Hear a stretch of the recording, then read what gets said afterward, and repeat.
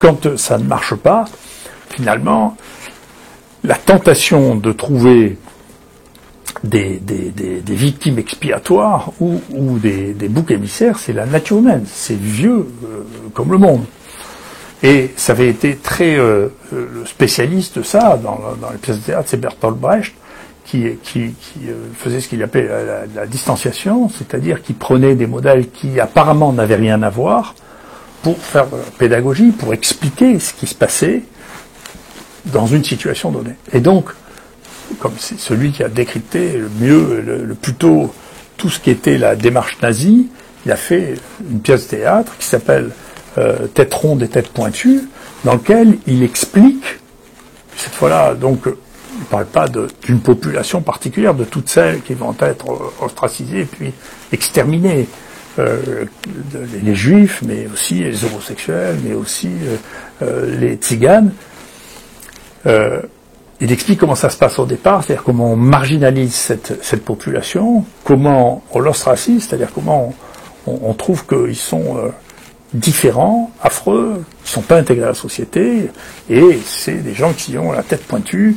Alors, ils ont un chapeau, mais on leur fait enlever le chapeau, et petit à petit, il arrive, par son art, à vous convaincre que les têtes pointues sont différentes des têtes rondes dans leur manière de se comporter, leur manière d'être, et que leur présence dans la société des têtes rondes n'est pas supportable. Donc, je recommande de lire ça, comme ça évitera d'avoir des choses. Mais, en même temps, c'est vrai que un certain nombre de mesures qui ont été prises en France extrêmement tôt par Pétain. Moi, je suis pas du tout d'accord pour dire que Pétain a protégé les Juifs en France. Absolument pas. Les mesures qui ont été prises en 3 octobre 1940 en France étaient plus dures pour les Juifs que n'étaient les mesures qui étaient prises en Comté de Nice, qui étaient devenus italiens. D'accord. Donc, en France, on était plus dur avec les Juifs que les Italiens l'étaient sous le fascisme. Donc, faut pas dire que Pétain n'a pas du tout protégé les Juifs. Hein. Et donc, ceux qui le définissait, la première chose qui a été faite, c'est de dire, écoutez, c'est dans les emplois publics, les Juifs n'ont plus le droit à un certain nombre d'emplois publics, en particulier les enseignants à l'université. Donc à partir d'octobre, on a chargé les recteurs de mettre en ordre une opération empêchant les Juifs d'enseigner. D'accord ? Et petit à petit, les activités publiques ont toutes été contrôlées parce que c'était les plus faciles à contrôler.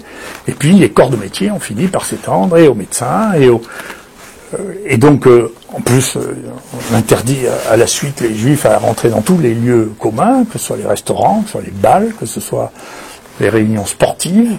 Et donc vous ne pouvez pas. Alors bien entendu, ceci n'a rien à voir avec la solution finale et l'extermination des Juifs dans les camps de concentration.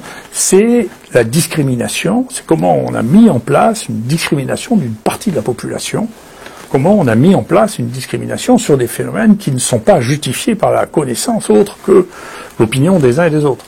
Le danger que représente un non-vacciné par rapport à un vacciné, c'est la raison pour laquelle maintenant, de plus en plus de pays arrêtent le pass vaccinal, dont Israël, qui étaient ceux qui étaient les plus déterminés à vacciner l'ensemble de la population, avec une raison simple. Le ministère a dit, puisque les vaccinés peuvent être porteurs de virus et être infectés, ils représentent le même danger que les non-vaccinés. Donc il n'y a pas de raison de s'acharner sur les non-vaccinés. Ce qu'il faut s'acharner à faire dans une santé publique bien comprise, c'est de vacciner, de revacciner les gens qui risquent de faire une forme grave, même si elles sont rares avec le Omicron. Bien entendu, c'est ceux qui risquent de faire quelque chose, mais il n'y a pas de raison de monter la nation entre un clan des non-vaccinés contre les vaccinés, des vax et des anti-vax. Moi, je ne me sens pas du tout concerné par ça.